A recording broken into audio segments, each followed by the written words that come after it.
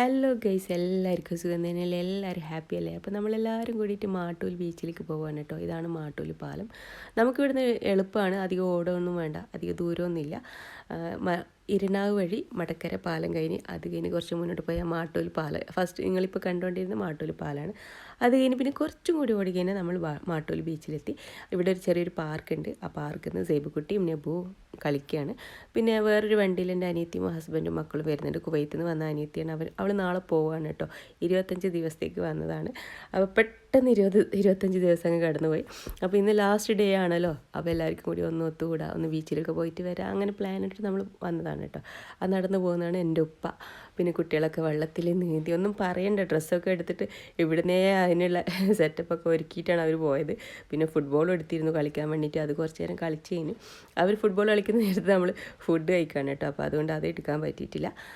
അങ്ങനെ കളിയെല്ലാം കഴിഞ്ഞ് കുട്ടികളാകെ ആവശ്യമായി. പിന്നെ നല്ല വിശപ്പായി. വെള്ളത്തിൽ കളിച്ചാൽ എന്തായാലും നല്ല വിശപ്പാണല്ലോ. അങ്ങനെ കുട്ടികളും നമ്മളും കൂടി ബീച്ചിനടുത്ത് ഒരു ചെറിയൊരു റെസ്റ്റോറൻറ്റ് പോലത്തെ ഒരു സംഭവമുണ്ട്. അവിടെ കയറി. അവിടുന്ന് അപ്പവും ബീഫാണ് കുട്ടിക്ക് വേണ്ടതെന്ന് പറഞ്ഞു. അത് വാങ്ങിക്കൊടുത്തു. നമുക്ക് അപ്പവും മുട്ടയും വാങ്ങി. പിന്നെ ഹംനമോക്ക് ഫ്രഞ്ച് ഫ്രൈസ് വേണമെന്ന് പറഞ്ഞാൽ അത് തൊട്ടപ്പുറം തന്നെ വേറൊരു ഷോപ്പ് ഉണ്ടായിരുന്നു, അവിടുന്ന് വാങ്ങി കൊണ്ടുവന്നു. അങ്ങനെ കുട്ടികളെല്ലാം നല്ല പാട്ടൊക്കെ പാടി എൻജോയ് ചെയ്ത് ഹാപ്പിയാണ്, ഒന്നും പറയണ്ട. പിന്നെ എല്ലാവരും മുഖത്ത് ഒരു വിഷമവും കൂടി ഉണ്ട്, കാരണം നാളെ പോവുകയാണല്ലോ ഹംന. അപ്പോൾ അതിൻ്റെ ഒരു ടെൻഷൻ നെബുവിനും സേബുക്കുട്ടിക്കും ഉണ്ട്.